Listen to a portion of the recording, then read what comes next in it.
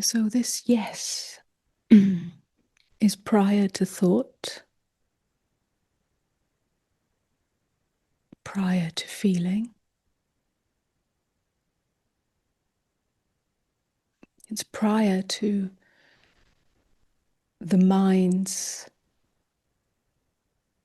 narrative of I like this or don't like this.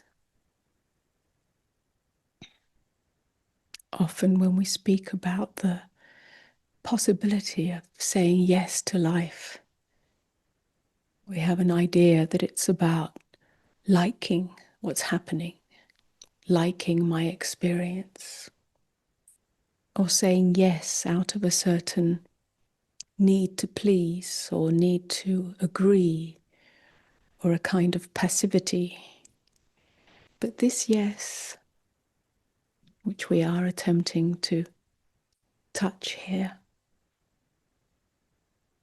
is the natural, innate yes of being. Nothing to do with the mind.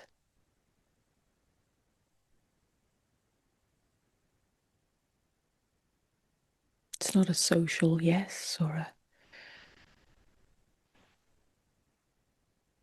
ethical yes or a moral yes or a spiritual yes. It's the yes that arises in your depths. First of all, it simply is a yes to the fact that what is here is here. The breath is as it is. This breath, this sensation, this feeling, this thought. Simply the yes that has no resistance to what is.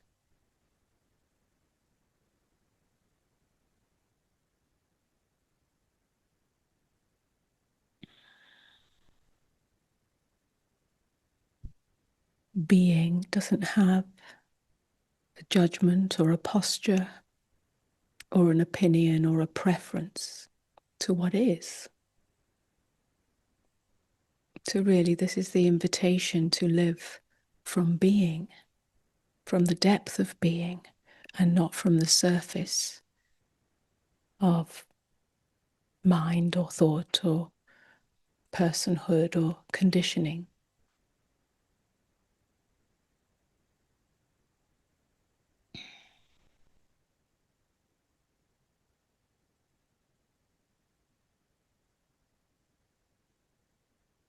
When we live from this yes,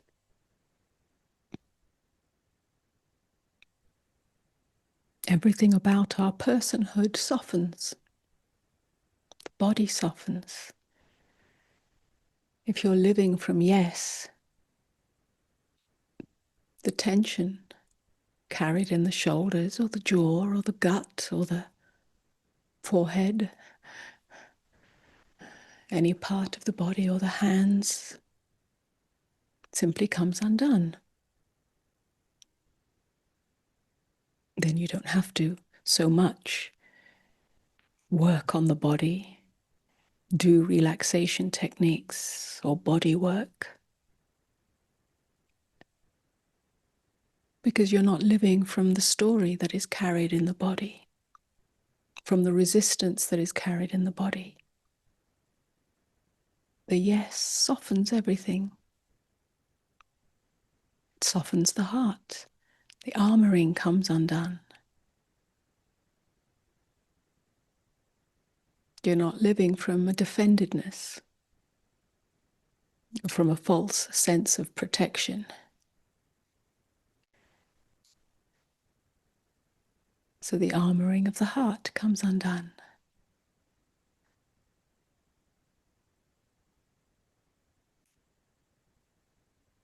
Sensation is simply sensation, whether there's heat or vibration or pressure or trembling. Every contraction loosens itself. And so here we're really cutting through not going through some process, the process of undoing contraction, whether it's a mental contraction or a physical contraction or emotional contraction. If you get in touch with the deep yes, the yes that is innate in being, everything else takes care of itself. Everything softens and opens. You breathe more fully.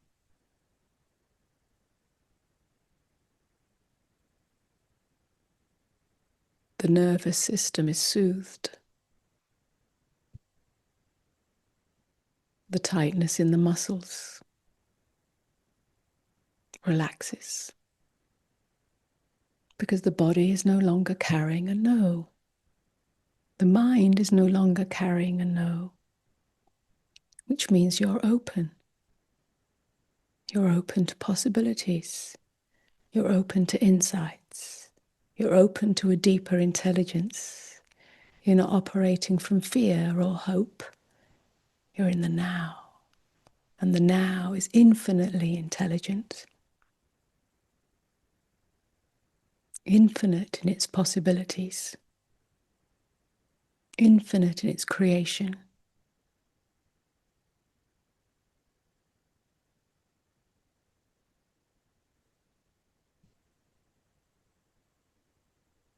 So nothing is excluded.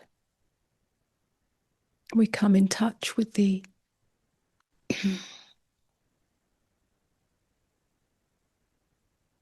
preciousness of each moment.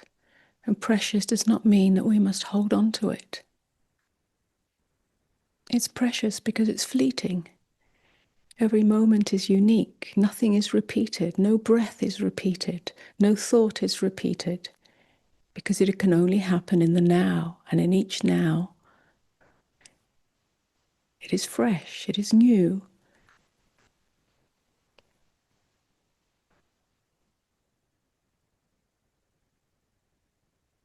It's like the waves on the ocean. Each wave is new. Each wave is fresh.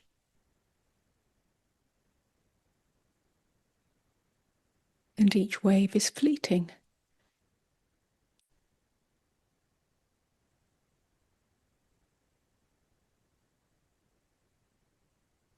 So whatever is here,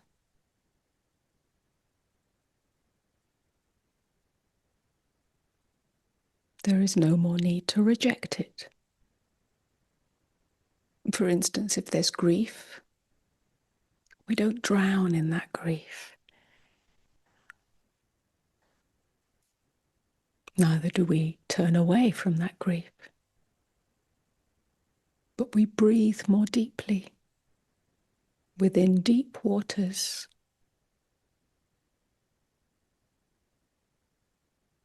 Whether it's some kind of pain, some kind of ache in the body, in the heart, or whether it's joy. We no longer make the attempt to possess it.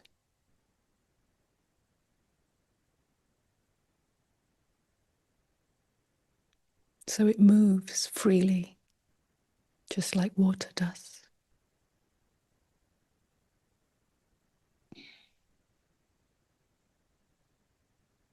We can get in touch with this yes in the ordinary moments of life.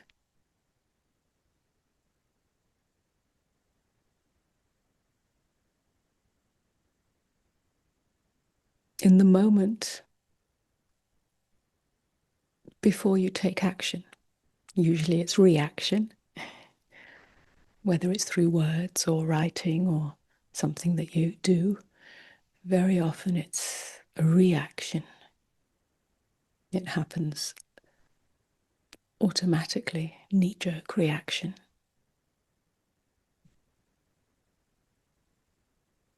But when we are living or moving or being in the yes,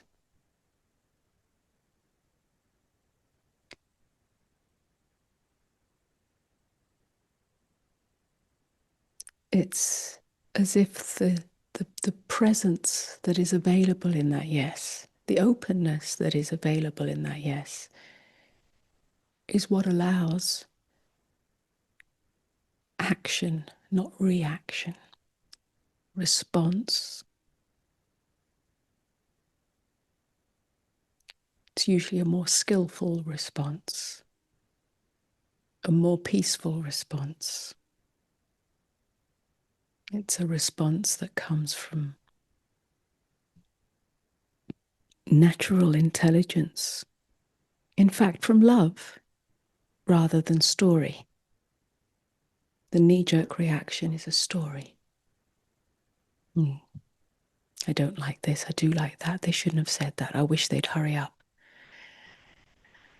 But this is prior to the story. Action still takes place, but it's more graceful. It's not about you controlling that action. It'll take care of itself. It'll happen by itself. It'll move through you.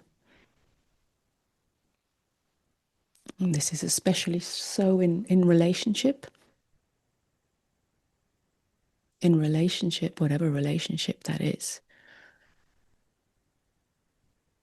gives us the capacity for listening.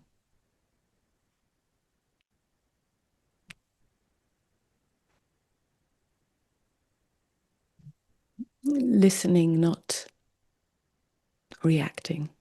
And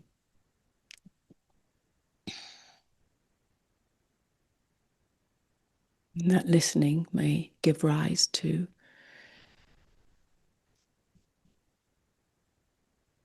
a yes, a verbal yes, an agreement, or it may give rise to a no, but the no doesn't have violence in it. It's not a no that is an attempt to protect ourselves, to put up a boundary, to put up a wall. It's a no that actually arises from yes. It's a no that may simply be love, saying no to abuse, or no to this situation. But it has a very different quality to it. And this is true whether we're responding, speaking of an intimate relationship or a friendship or family or the world itself.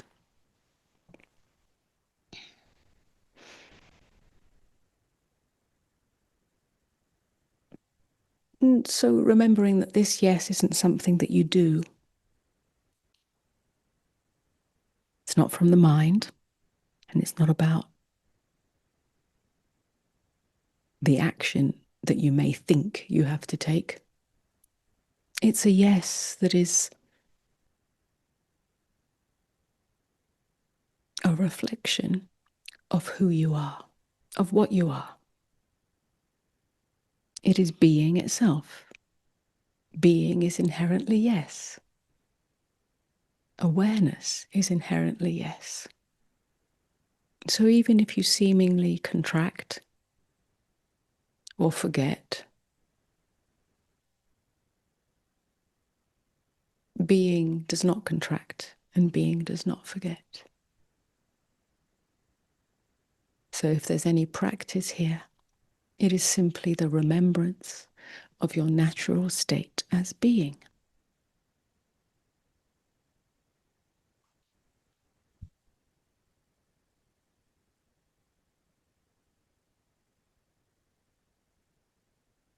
And so there's a great fullness, the vibrant aliveness in living from this yes, as this yes.